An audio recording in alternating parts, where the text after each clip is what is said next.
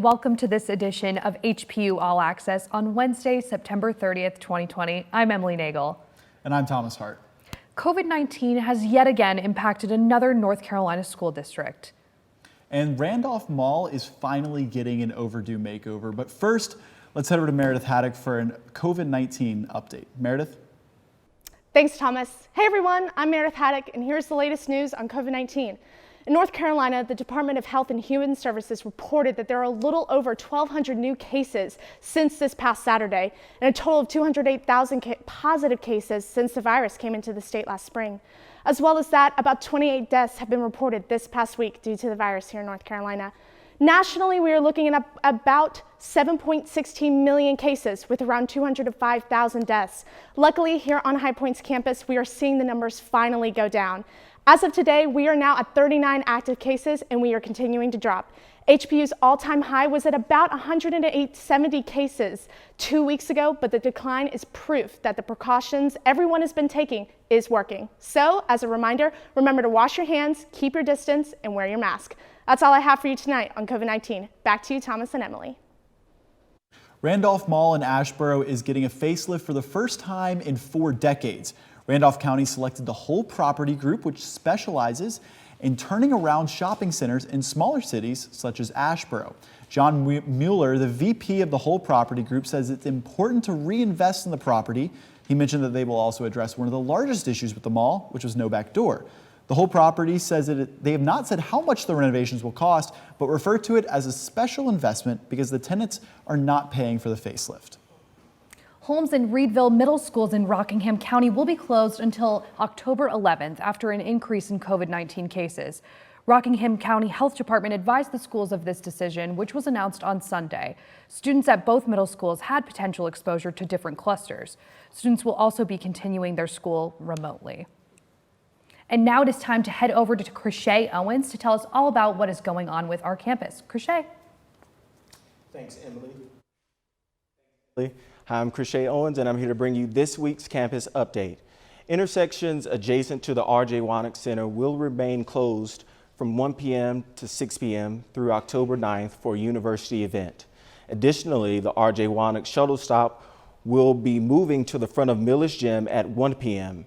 At 6 p.m., the shuttle will move back to the trolley stop at the R.J. Wannock Center.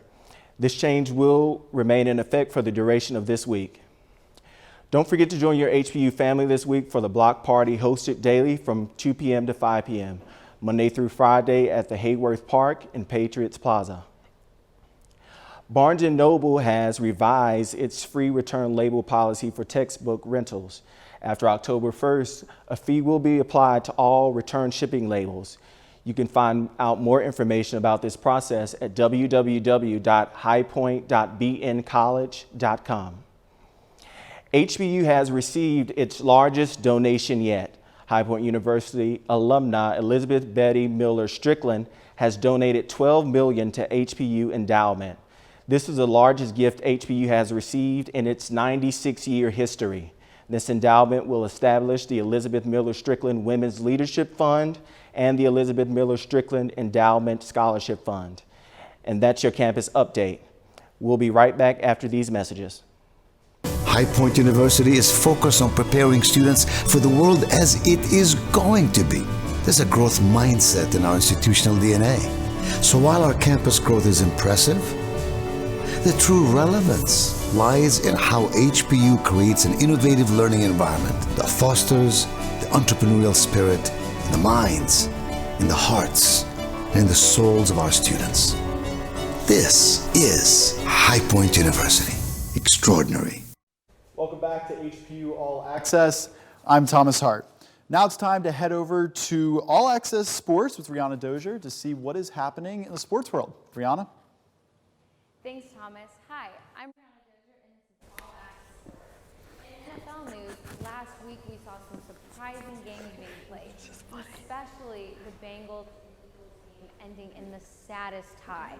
Sometimes a game is not about how much you are willing to win, but how much you are willing to not lose. Joe Burrow continues to impress us by leading the Bengals on Sunday to end the game in a tie against the Philadelphia Eagles. The Bengals were never too far behind the Eagles as they kept the score close, 10-13 in the second quarter and 17-16 in the third. The Eagles quarterback Carson Wentz played under duress all day, but managed to swarm into the end zone on a 7th-yard run that helped the Eagles tie the Bengals game at the end of regulation. The Bengals grabbed the ball first in overtime and managed a single first down before being pushed back to the 43-yard line for a field goal. The Eagles had the chance to end the game right then and there with a 59-yard field goal with 19 seconds left on the clock, but they were whistled for a false start. The 5-yard penalty for the false start put the Eagles out of range, and the game ended 23-23. Lastly, absolutely no one blows a lead like Atlanta. For the second time in a row, the Atlanta Falcons blew a double-digit lead and lost. The Chicago Bears scored 20 points in the fourth quarter to overcome a 26-10 deficit. The loss could hint at trouble for Falcons coach Dan Quinn, who is in the last year of his coaching contract and has not had a winning record since 2017, where they also blew a double-digit lead in the Super Bowl, enabling the Patriots to score over 30 points in the second half and taking the win. That is all I have for you tonight. I'm Rihanna Dozier, and now back to you, Emily and Thomas. Atlanta getting some terrifying flashbacks to Super Bowl 51. But now it's time to head over to Grant Hines and David Kleinschuster for All Access Politics. Guys? Welcome to another week of All Access Politics. As many of you know, with the recent passing of Supreme Court Justice Ruth Bader Ginsburg, the seat left vacant is being highly contested between Democrats and Republicans right now in the Senate.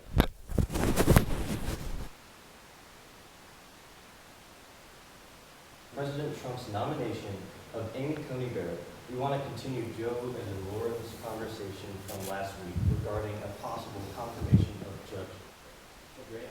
What are your thoughts on President Trump's nomination? Some of the hypocrisy that we see stemming from 2016 up until now, especially with Senate Majority Leader Mitch McConnell, but especially with Senate Judiciary Committee here. The chair, Lindsey Graham, who on record was saying that in 2016 he said if President Trump was to be elected, which he obviously has been, and a Supreme Court justice were to die, retire, resign, whatever, that seat should not be filled until the election, until after the election. But he is totally reneging on that statement and is saying that the seat should be that the president should nominate someone and the Senate has a duty to confirm it. So I think it's pure politics. Yes, yeah, and I'm just going to go off of that real quick and just state that a tweet from Hillary Clinton concerning Scalia's passing was that her thoughts and prayers are with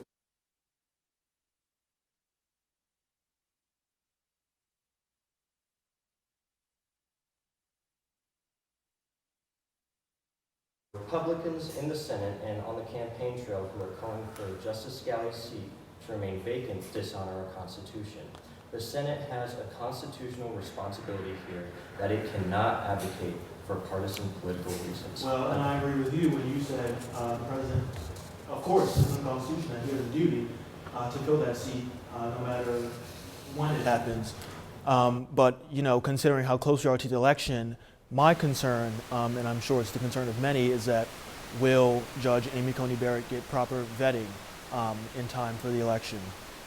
But on the other side of the aisle, some Democrats have vowed that if she is confirmed to the bench, that they are threatening to pack the court, which means they will add more seats to the court, which I personally don't agree with because I think that can lead to a dangerous trend. But when you consider what's at stake here, by confirming Judge Barrett to the court, I have to side with the Democrats. You know, I mean, I partly agree with them on packing it in this time. There's a lot of politics going on. Yeah.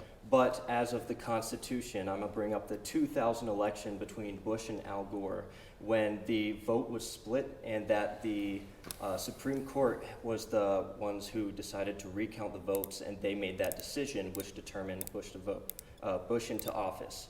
And so their whole purpose is to justify and prevent a genuine possibility of civil unrest and to preserve our democratic institutions. And during this season of COVID, the issue with mail-in ballots, there has been always an issue with every single testing done with mail-in ballots. There's always been fraudulence. So in the case of where there could be potential fraudulence, we need a full Supreme Court in order to enact these rights, enact a true president so we can get this presidency on the roll. Well, yeah, that's fair. I think we can do it with 8, but again, your point is fair. But let's move on to some of Judge Coney Barrett's positions that she might enact while she's on the court. Absolutely, and one thing that we recognize is that the Democrats are afraid of the stance that Barrett has on abortion rights, and if she is looking to turn over Roe v. Wade. And in a statement, Barrett has stated that she does not believe that the core case of Roe v. Wade will be disintegrated, that women will still have the rights to abortion, but what is under discussion is late-term abortions and the restrictions on clinics. Well, I think what Roe v. Wade states right now is that women can't have abortions past the 3rd trimester. But I just want to point out that, going off your point, Vice President Biden personally does not support abortion either, but he believes that his view shouldn't be imposed on anyone else.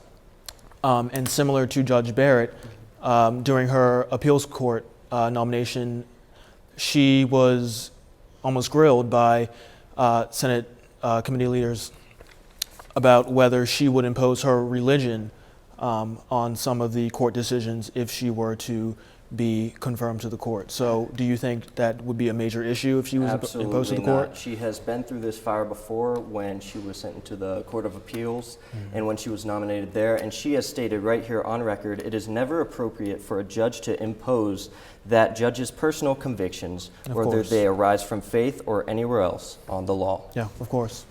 But this is going to be highly contested over the next few months, whether it happens before the election or after. But let's move on to the debate last night, which was also it was an interesting time all around. What Jake Tapper from CNN called a firestorm in a dumpster. President Trump, what I saw from him was mostly he didn't lay out really any clear plans of his that he would enact in his 2nd term, but rather just attacking Vice President Biden with mostly falsehoods regarding his policies. And I think that's fair to say on both sides. President Not Trump, as much, though. I'll say it on both sides. President Trump, though he is president, don't agree with everything he says. This man, he has his own words, he has his own thing. He came out under the belief, and he's been under attack so much from the media, so he comes out with that mindset that he has to be top dog. I think personally that yes, he does need to tone it down, and yes, he needs to understand that this is debates. We have to be respectful. And so I do agree with that. And so I'm not going to condone behavior like that, but I will say that I do not believe that Joe Biden put forth many plans either way. I think overall it was a very unproductive debate, both sides. Show. Yeah. A major thing that happened last night that a lot of the media and people were talking about this morning all throughout social media was the president's unwillingness to condemn white supremacy when asked by Chris Wallace. So what do you think about that? Well, there was no argument towards that. He has already condoned and labeled the KKK and white supremacists as terrorist organizations. That came out last week. He said he was going to. He hasn't yet, though. Yes, he has. He has signed and founded that he will pour in $500 million into black communities, as well as he has listed the KKK and Antifa as terrorist organizations. Now, when Joe Biden was asked about Antifa last night, he says that it is an idea and not an organization. Well, it's not one organization. Well, we've seen all around that they have been unloading weapons in rallies, in riots, to cause destruction. So there's argument about that. But, let's wrap up for this segment. Yeah, well, that was nice. We'll have to see with the vice president debate what happens next Tuesday. And then the following 2 presidential debates after that. But for now, that's all the time we have for All Access Politics this week. And please remember that if you want to see change, to go out and vote. Guys, now it's time to head over to Riley Mannion to get our update on entertainment. Riley? I'm Riley, and welcome back to the entertainment segment. On Monday, Chrissy Teigen was hospitalized after suffering bleeding during her pregnancy. Teigen revealed that she had been constantly bleeding for nearly a month. She couldn't leave her bed and got up only to use the bathroom. She said that she started bleeding, and the bleeding began to get worse, so she decided that it would be best to go to the hospital.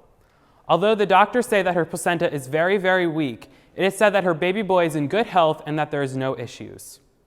It was just announced earlier that singer and actress Jennifer Lopez will receive this year's People's Icon Award at the 2020 People's Choice Awards.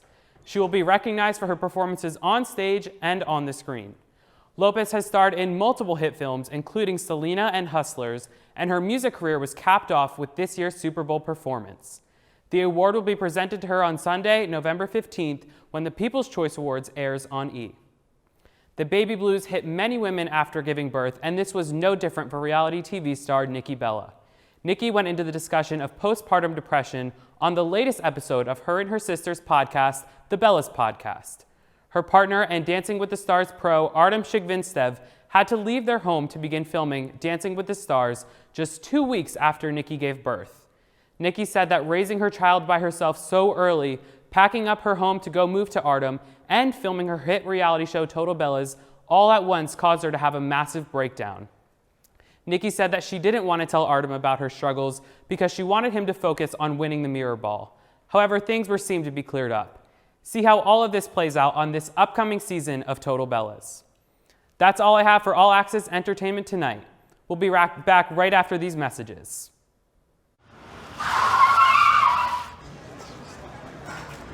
Welcome to Freddy's. What can we get started for you? I haven't had a carb in 3 weeks, and if I have one more sip of a kale smoothie, I need a Freddy's Original double with cheese, fries, and a turtle sundae. Please. Coming right up. If you're gonna be bad, it better be good. Being bad never tasted this good. Bring it on. Freddy's, the experience that puts a smile on your face and the taste that brings you back. Access on Wednesday, September 30th, 2020. I'm Emily Nagel. And I'm Thomas Hart. Let's head over to Dylan Lynn for this week's Student Highlight. Dylan? Thanks, guys. I'm Dylan Lynn, and this is Student Highlight.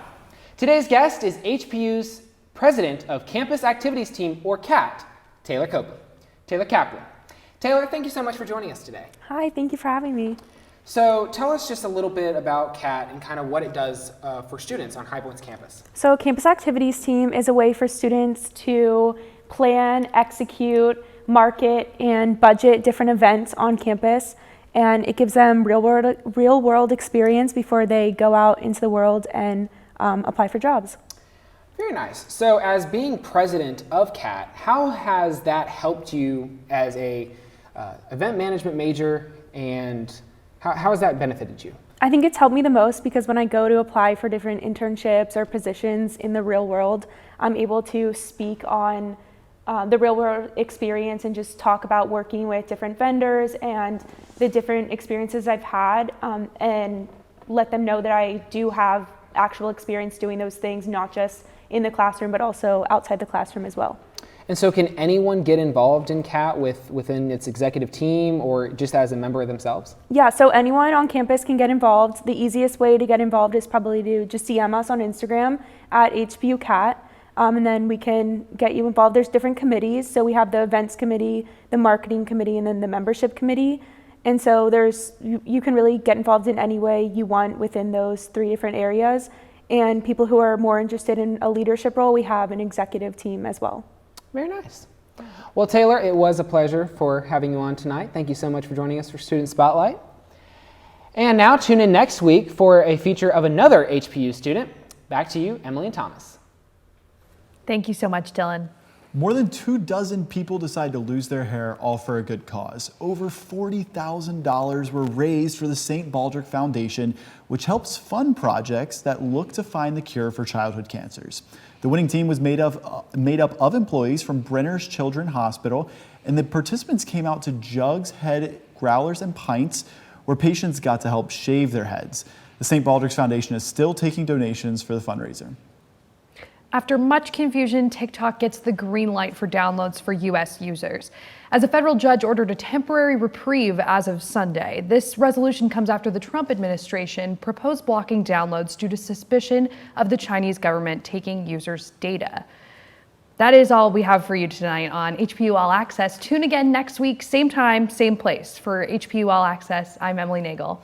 And I'm Thomas Hart. Have a great night, High Point.